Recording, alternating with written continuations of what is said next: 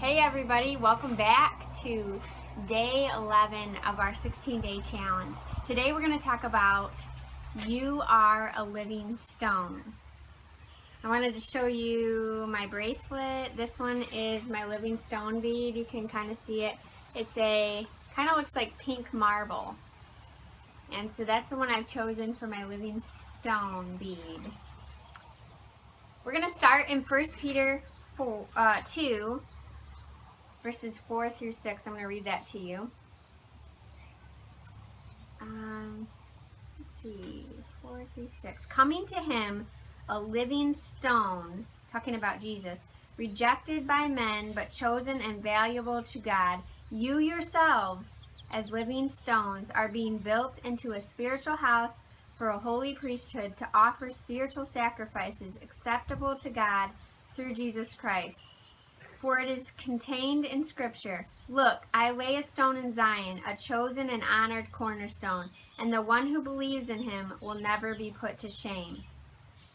That's the Holman Standard Version.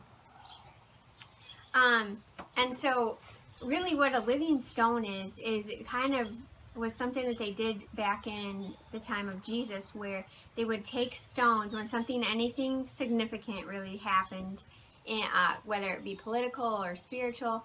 They would take stones of remembrance and they would set them up. And then anytime that people passed by there, they could look at those stones and say, what happened here? And so that's what Peter is telling us in this scripture about being a living stone. He's telling us we are those living stones now. Our lives are to be an example to those that look at us and see us. They need to be able to say, what happened to her? Why is she different? Joshua is a good example of this. Joshua chapter 4, verses 1 through 7. It was when the children of Israel came across the Jordan, and as they, God had opened up the Jordan River for them, and so Joshua gets on the other side and he tells the children of Israel, each tribe get one stone and carry it across. From the bottom of the river they were to gather the stones, and then they take them to the other side of the river, and then they built this monument, kind of like a monument or a pile of stones. And again, this was a signal so that when the children came by, they could say, what happened here, Mom and Dad? And then the parents could say, oh, this is where God did something amazing for us. He opened up the Jordan River. And so I want to read you verses 6 and 7 of chapter 4 in the book of Joshua. It says, "So that this will be a sign among you. In the future, when your children ask you, 'What do these stones mean to you?' you shall tell them, 'The waters of the Jordan were cut off in front of the ark of the Lord of the covenant.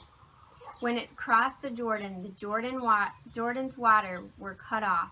Therefore, these stones will always be a memorial for the Israelites."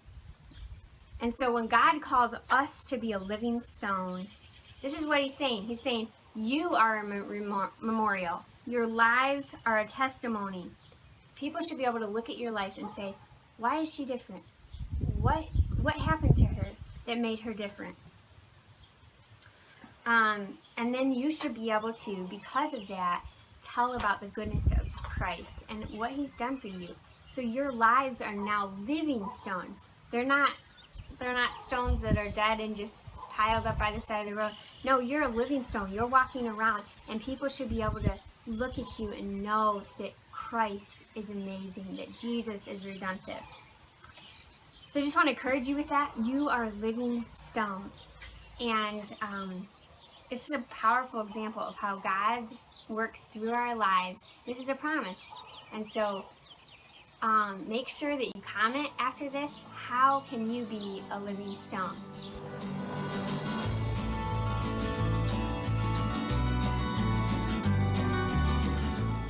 If you like our video, give us a thumbs up. And don't forget to subscribe to our channel.